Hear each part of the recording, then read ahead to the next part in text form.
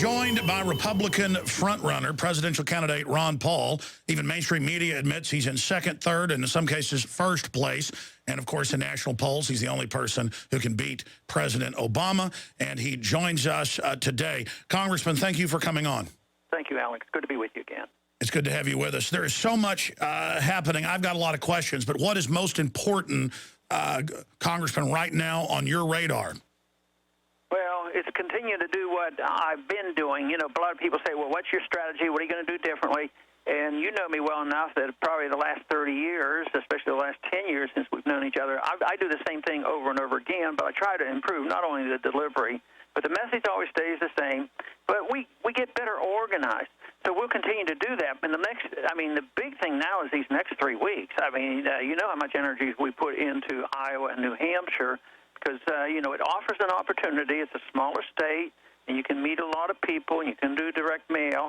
So we've done our very, very best. We think we're in a good position, but we're going to work right up until, you know, the caucuses occur on the 3rd, and then, of course, the primary in New Hampshire on the 10th. But it's unbelievable how much volunteer work we're getting, and there's so much work going on outside of the campaign. It's so fantastic. So I believe that could be our secret weapon, that nobody measures the amount of activity going on outside the campaign. But we're going to continue to do exactly what we're doing with a lot more energy. They continue to try to sell this mind game or this self-fulfilling prophecy that even though he wins all these straw polls and even though he's always a top-tier candidate, you still can't have him. But I think that hoax is really beginning to backfire on them.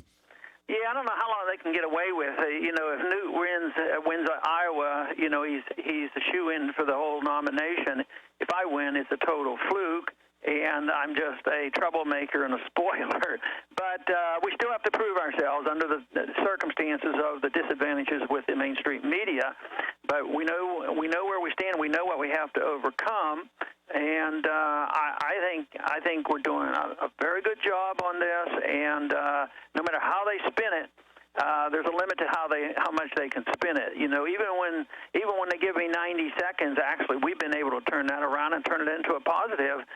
When you see guys like Jon Stewart and others, you know, just mocking, you know, the unfairness of the system. So we have to keep plugging along. That's all. They've tried to ignore you. Now that's failing. The attacks are beginning. Do you think that it's going to do the same thing again and boomerang back on them because the mainstream media and political system is so discredited? Yeah, I think so. And you know, in a way, even though you know the kingmakers and the mainstream media and the establishment people are gunning, you know, the other candidates, have you noticed that they're a little less aggressive? They're more aggressive against each other than they are against me because I think they know the significance of the number of people, and they're not going out of their way to offend. They say, oh, there's just a couple percent, there's 7 or 8%. But they're being a lot more cautious because they know our percentages are much higher and we can play a significant role, and they're being a little more cautious at least. If you were to, you know, go after Obama more, pretty much run against Obama, transcend the other Republican minions and point out, as you have, that they're basically just rhino Republican versions of that, and point out that you've pointed out the real problems and are the only candidate that has any shot at trying to turn the ship around. Well, actually, I think that is good strategy because I wish we had more polling, honest polling with my name against Obama because, you know, we appealed to a lot of independents and even some of the more sensible and honest liberals, you know, the progressives that are anti-war. So I think what you're suggesting is very good, and I would have to admit I don't do enough of that. And it's a mixed bag. Politically, I think is very, very good, and he deserves it, and that's who ultimately you have to run against.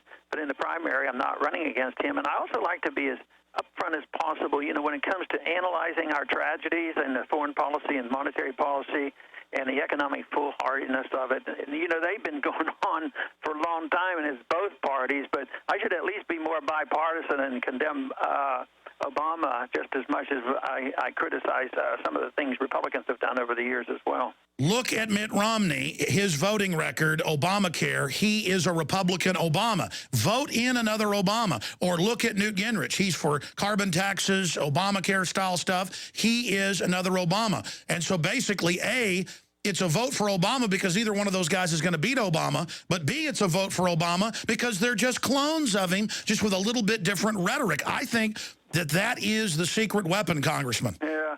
And I got a little bit out of it, but probably not as sharp as I could have or what you might have done. But, in the debate the other night, I said the two of them are totally on the defensive. They're defending their record. I mean, how can they lead our party if they're defending themselves for not being, for having been like Obama all along? So that is the big issue. And I think probably, Gingrich has been pretty aggressive in that light, so maybe that's one of the reasons he got bumped up a bit. So that's not a bad advice at all.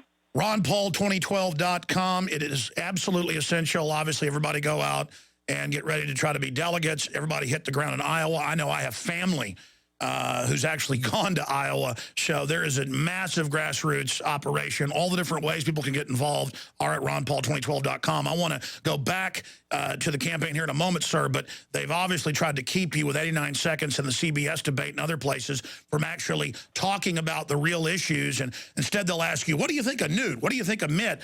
So they can basically still give you time and not get caught censoring you, but they still censor you in another way. What do you have to say about that? Well, I mean, that's been ongoing, and I've lived with that for a long time. I have to be on guard for it, but and try to distract them from it. But that's ultimately their goal, is to make a subtle, if not blunt, assumption that, well, you can't win, and therefore we shouldn't pay a whole lot of attention to you. But the only way we can ultimately overcome that is success in Iowa. As a beginning point, if we do really well there, they're going to have a lot harder time doing that to us. I saw the Republicans here in Austin are going to protest Eric Holder, the Attorney General, today because he wants the UN to oversee our elections. And I agree, that's certainly out of control and treasonous. But this is the guy caught perjuring himself, and the memos CBS released last week show that they said they were going to blame the guns in Mexico on the Second Amendment. Is that not a form of false flag against our most basic of rights, sir? And what would you do, if president, to people like Eric Holder? Well, he should be immediately fired, and then there should be an investigation and find out if charges should be made.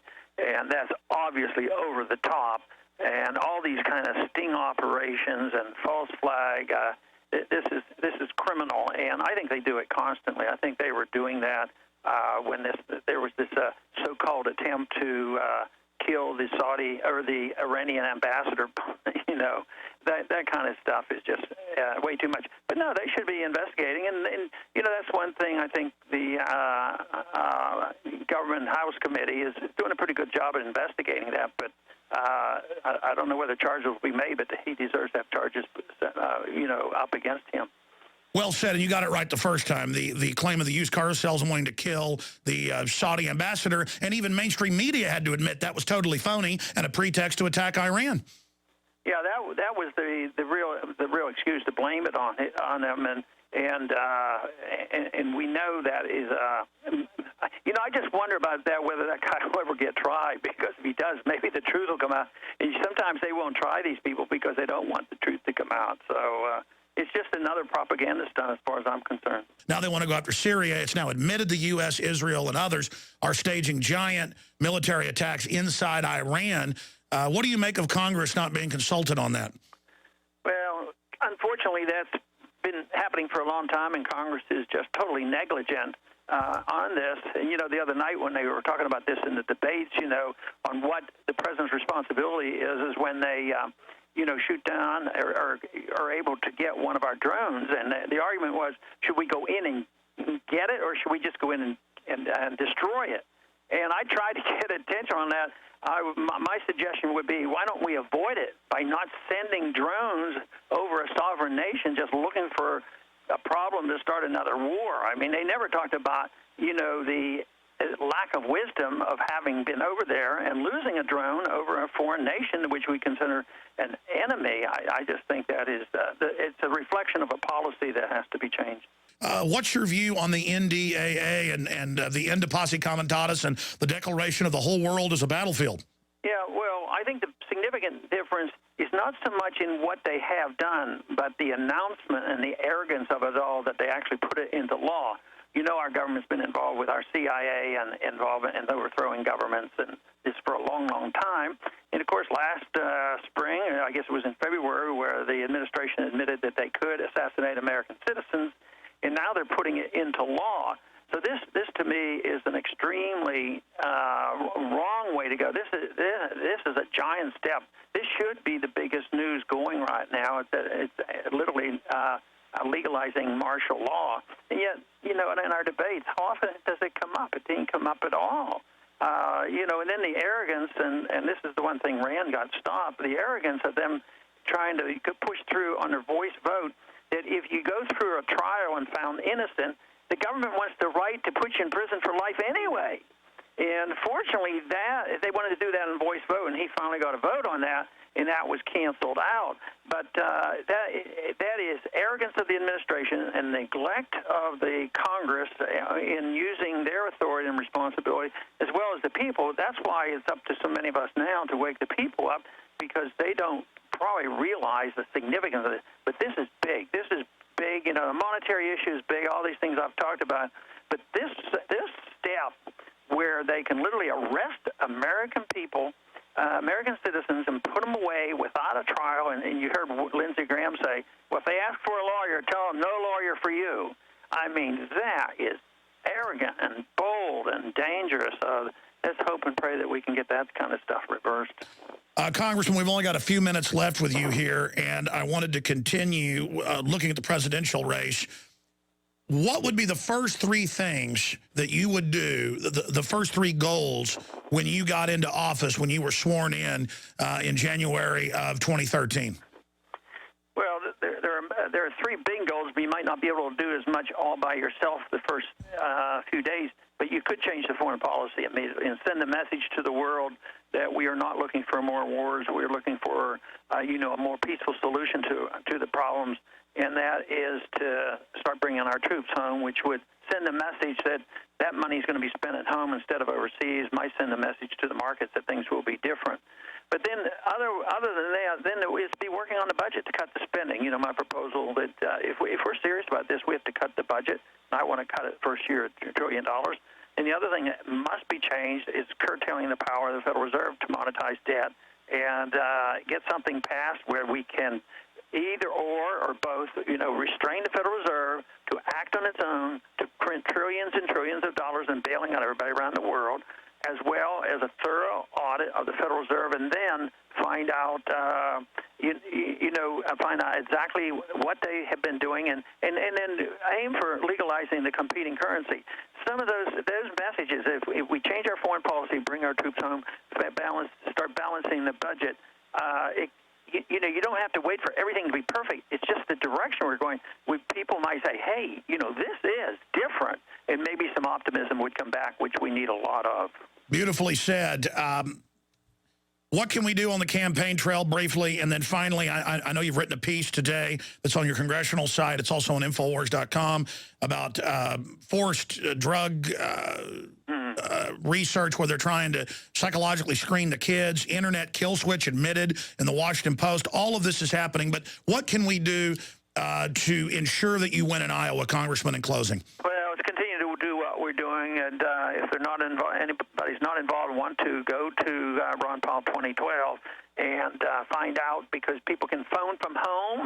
They certainly can raise funds. People are going out to Iowa. There's activity, but there's a lot of electronic activity going on, you know, with automatic phoning and different things that's done. This is very, very important.